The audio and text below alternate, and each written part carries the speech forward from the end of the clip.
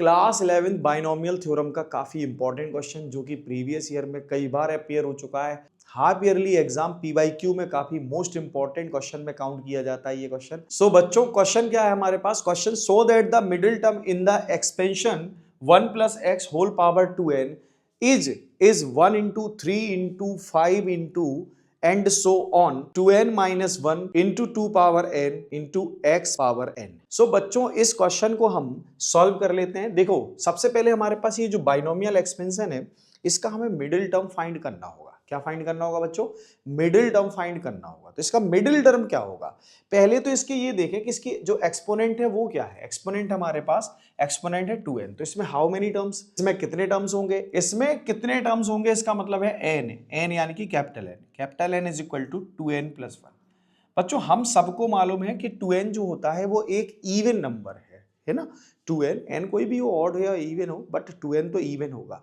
और even plus 1 क्या होगा? ऑड। तो ये हो गया एक ऑड नंबर। ये कैसा नंबर हो गया? एक ऑड नंबर हो गया। अब ऑड नंबर है तो मिडिल टर्म कैसे निकालते हैं? ऑड नंबर के लिए जो मिडिल टर्म होगा वो जाएगा 2n प्लस 1 अपॉन 2। ठीक है, n प्लस 1 अपॉन 2 सुना होगा, है ना, आपने ये पढ़ा है स्टैटिस्टिक्स में। सो ये हो जाएगा हमारे पास मिडिल टर्म।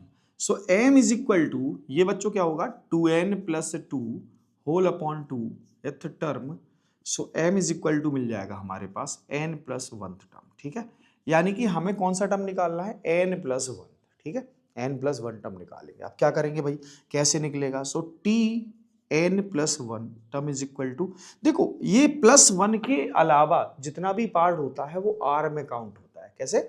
r में काउंट होता है। तो ये r हो गया हमारे पास। सो हम क्या करेंगे बच्चों, NCR यानी कि 2nc, r की जगह क्या आएगा? n इंटू फर्स्ट टर्म क्या हमारे पास? 1। अब फर्स्ट टर्म की पावर बच्चों इनका डिफरेंस होता है 2n माइनस n यानी कि n।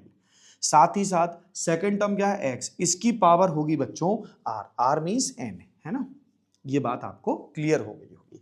इसके बाद क्या करेंगे, इसका जो आप सॉल्यूशन देखेंगे, जो tn प्लस 1 है वो जाएगा 2ncn इंटू, ये तो 1 है, इंटू x पावर। अब बच्चों इसको सॉल्व कैसे करें, है ना, क्योंकि हमें प्रूफ तो कुछ और करना है। तो सॉल्व कैसे करें? देखो आप इसको, क्या मैं ऐसे भी लिख सकता हूं, 2n whole factorial upon n यानी कि 2n minus n factorial into n factorial. सभी को पता होगा NCR n factorial upon n minus r factorial into r factorial. साथ ही साथ यहां पर क्या है? x power n। ठीक है, x पावर n। अब मैं क्या करूंगा, इस फैक्टोरियल का एक्सपेंशन कर देंगे। ठीक है, कैसे होगा? देखो ये हो जाएगा हमारे पास 2n minus 1, 2n minus 2, 2n minus 3 and so on. सबसे लास्ट में क्या मिलेगा हमको? 4 3 2 1।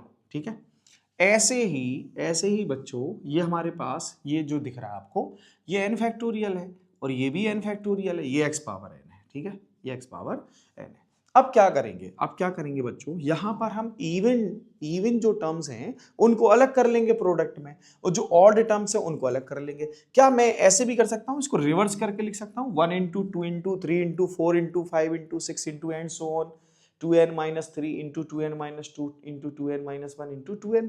ऐसे भी तो लिखा जा सकता है। तो क्या करूंगा, मैं इसको रिवर्स करके इसको स्प्लिट कर ले रहा हूं। जैसे ऑड टर्म क्या है हमारे पास? 1 into 3 into 5 into and so on. अब ये ऑड ही तो होगा, ये होगा 2n माइनस 3, ये होगा 2n माइनस 1। ठीक है, इसके बाद दूसरे ब्रैकेट में मैं इवन टर्म्स लिख लूंगा। इवन टर्म कौन से बच्चों? यहां ऑब्जर्व करो, जैसे कि 2 4 6 एंड सो ऑन, और ये भी इवन है और ये भी इवन है। ठीक है, सो ये हो जाएगा 2n माइनस 2 इंटू 2n। यहां तक सभी को बात क्लियर हो गई होगी, शायद हो ही गई होगी ना। तो ये हो जाएगा n factorial into n factorial. साथ ही साथ बच्चों यहां पर आएगा x पावर n। ठीक है, x पावर n। अब मैं क्या करूंगा, ऑब्जर्व करें इस बात को। देखो ये ऑड टर्म है, यही तो हमें चाहिए है प्रूफ में, यही तो हमको प्रूफ में चाहिए है। अगर हमें ये चाहिए तो इसके साथ कोई भी खिलवाड़, कोई छेड़छाड़ नहीं। तो इसको क्या करेंगे, अलग लिख लेंगे, यानी कि 1 into 3 into 5 dot dot dot 2n-3 into 2n-1, ठीक है। इसके साथ अपॉन में n फैक्टोरियल चाहिए था, उसको भी लिख लेंगे, बाकी पार्ट को अलग लिख लेंगे बच्चों मल्टीप्लाई में। तो ऑब्जर्व करें, क्या इसमें आपको 2 कॉमन नजर आ रहा है? अगर मैं हर एक टर्म से 2 कॉमन ले लूं तो ये है तो सब मल्टीप्लाई में ही, सारे के सारे मल्टीप्लाई में है भाई। यहां से भी 2 कॉमन आएगा, यहां से भी 2 कॉमन आएगा, यहां से भी 2 कॉमन आएगा, आएगा कि नहीं आएगा? अगर इन तीनों टर्म से ही 2 कॉमन ले लिया जाए तो 2 इंटू 2 इंटू 2 यानी कि 2 पावर 3। लेकिन हमारे पास टोटल कितने टर्म है? n टर्म्स है भाई, आधे आधे कर लो, ठीक है। n टर्म्स है और n टर्म्स से अगर हम 2 कॉमन लेंगे तो 2 पावर n ही कॉमन आएगा ना। इसका मतलब मैं यहां पर जब 2 कॉमन लूंगा तो यहां 2 पावर n, और ये सारे क्या हो जाएंगे? हाफ, यानी कि 1 into 2 into 3 into 4 and so on. इससे जब 2 कॉमन लेंगे तो ये n-1, और इससे जब 2 कॉमन लेंगे तो ये हो जाएगा n। ठीक है बच्चों, यहां तक बात समझ में आ गई होगी। अपॉन अपॉन अपॉन ये है x पावर n, ठीक है। अब भाई ये जो n फैक्टोरियल है, इस n फैक्टोरियल को भी हम क्या करेंगे? यहां लिख देंगे। अब ये जो n फैक्टोरियल है इसके अपॉन में आ जाएगा, ठीक है, इसके अपॉन में आ जाएगा। क्या होगा अब? ये क्या भाई? 1 into 3 into 5 into and so on 2n-3 into 2n-1 upon upon n factorial into, बच्चों देखो ये 2 power n into x power n।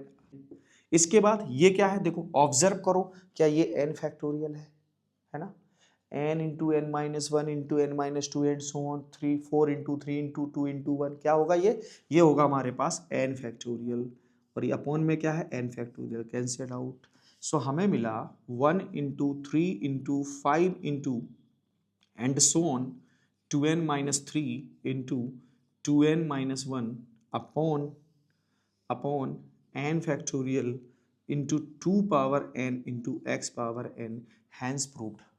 आई होप बच्चों ये आपको सॉल्यूशन क्लियर हो गया होगा। अगर बच्चों इसमें आपको कोई डाउट है तो इस वीडियो को दोबारा रिवाइंड करके जरूर देखें, ताकि इसका जो सॉल्यूशन है आपको क्लियर हो जाए। अगर आपको वीडियो पसंद आया है तो वीडियो को लाइक करें, साथ ही साथ बच्चों मैथोग्राम चैनल से जरूर जुड़ जाए, ताकि ऐसे ही आने वाले क्वेश्चन आपको डेली मिलते रहे। Thank you.